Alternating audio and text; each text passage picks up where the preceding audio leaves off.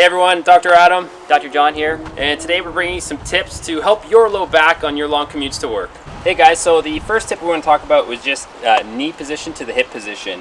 And when we have the hip that is over a 90-degree angle, that means there's too much flex in there. It can actually irritate the low back, and it can actually irritate the hip joint as well. So what we want to do is have our legs straightened out a little bit so the knee is almost in the level of the hip. And then when you're sitting back, it's going to be a little bit forward and take the stress off your low back. So either moving your seat back, or if you're in an SUV or a truck, having your seat up a little higher will make this position a little bit easier. So one tip to make sure that hip angle is correct is to make sure there's no bridging between the under thigh and the seat itself. So you want to make sure that the under thigh is flat to the seat, and that's just an easy tip to make sure that your hip angle will be okay. So tip number 2 is the seat angle. So typically we would think when we're told to sit up straight as kids that intuitively we want to have the seat at 90 degrees so we're nice and vertical.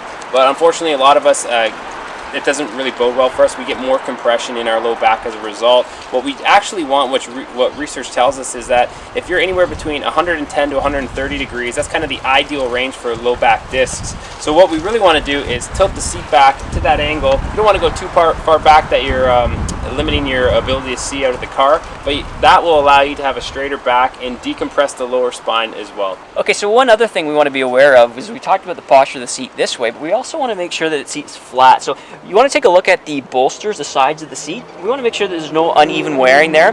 If there is, that would suggest that you might be sitting on one more than the other, tilting your pelvis. So one thing we want to be aware of is with older seats, is there any sagging in the seat? And if there is, you either want to build it up with a small towel. And for the men out there, you got to be very aware that your wallet's not in your back pocket, and that can tilt your pelvis as well, putting more pressure to the disc. So just take a look at the flatness of the seat and make sure that that's okay as well. Okay, and the third tip is headrest position. And typically we hear people that they can't even reach their head back and touch their headrest, which means one of two things.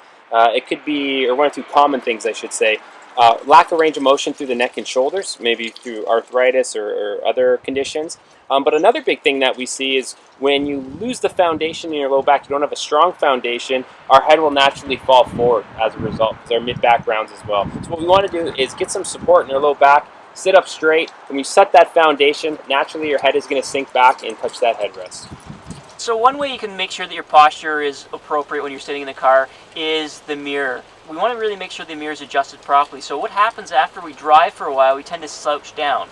So we tend to slouch down, and if the mirror is adjusted when you first get in the vehicle, you're able to remind yourself to sit up, keep that mirror in the hindsight that you want to look at. It's just a reminder to keep our upright posture.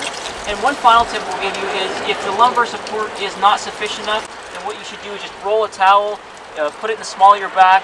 With those two suggestions, you'll be much happier and healthier with your commutes.